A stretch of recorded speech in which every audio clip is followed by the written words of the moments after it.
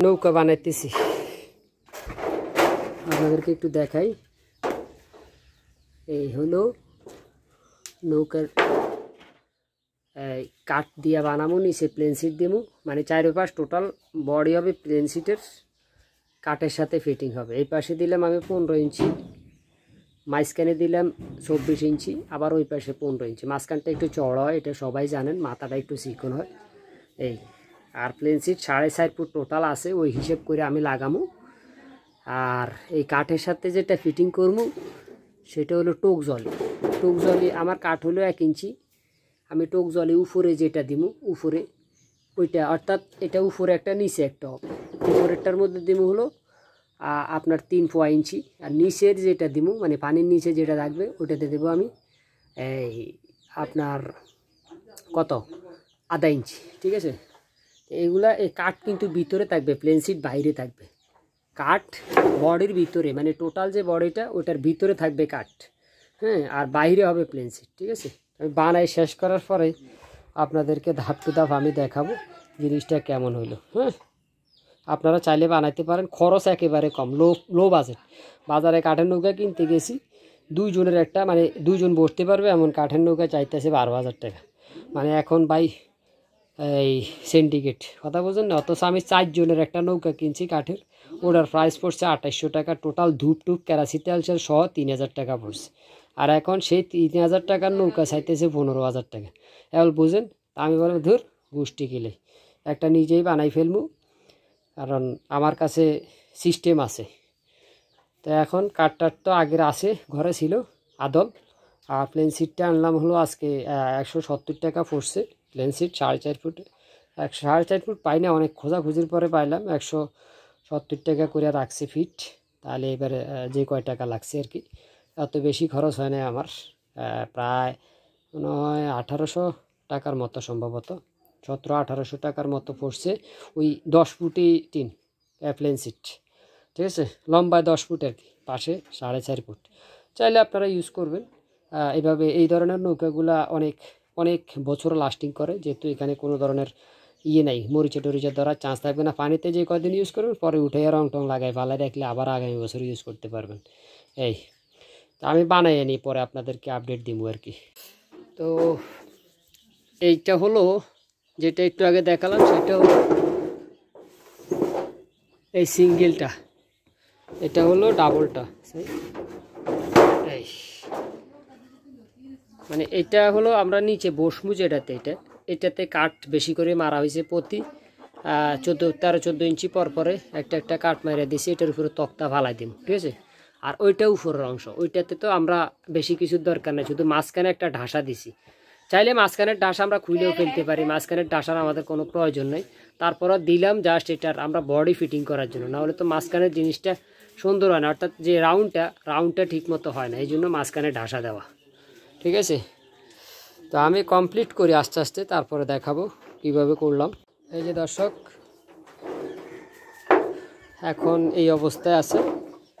আগে 2টা ফ্রেম দেখছেন, আমি এখন এখানে আদল মারছি 6 পিস। এই যে আদল মাইরা আমি এটাকে দাঁড় করাইছি, মানে মূলত ফ্রেমটা আগে তৈরি করছি। ফ্রেম তৈরি করা মোটামুটি কমপ্লিট। এখন আমরা বডি ফিটিং করব, অর্থাৎ প্লেন সিটকে কাঠের সাথে টোক জলে দিয়ে আটক করবো, ঠিক আছে। এই এখানে নিচে যে ঢাসাগুলো দেখতেছেন, ঢাসাগুলোর মধ্যে উপরে আদল দিমু যাতে বসার জন্য। এই পাশে 2টা আদল মারা হয়েছে, হ্যাঁ, এই পাশেও 2টা আদল দিছি, এই যে যাতে এখানে তক্তা বিছাইলে আদলের উপরে পড়ে।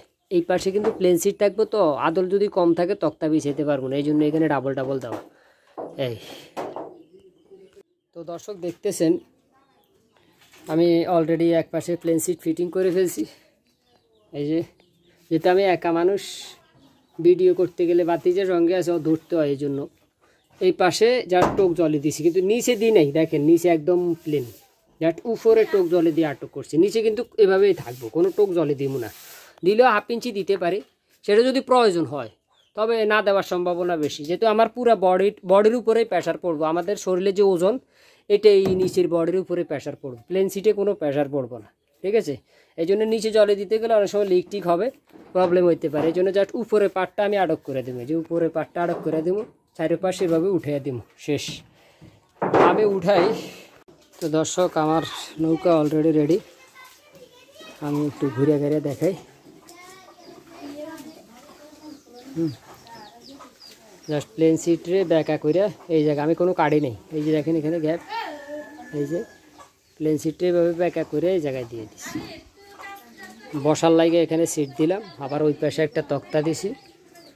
হ্যাঁ, এটা এখন পানিতে ছাড়বো ইনশাল্লাহ। এই যে এইভাবে দিলে তো সুন্দর লাগে না? ভিডিও তো প্লে করি না। আচ্ছা তো ভাই এমনি করে ঘুরাও ঘুরাও ঘুরাও, আরো ঘুরাও ঘুরাও, এদিকে নাও।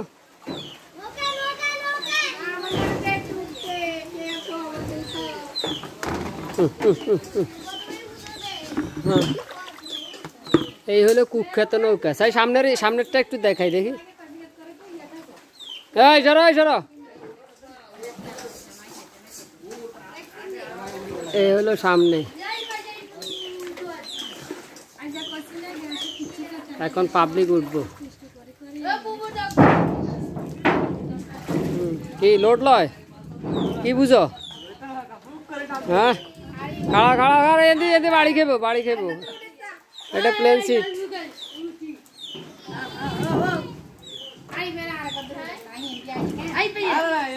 এই তুই সর, সাই সাই নাম, নামি উঠালে নামাও, বাইরে ছাড়ো।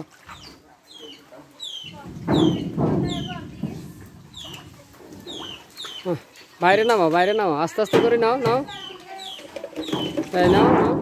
ওই যে সামনে জানো, আবার এত জোর টোরে বাড়ি গেলে তুমি, এইটা প্লেন সিট না। আস্তে আস্তে নাও নাও।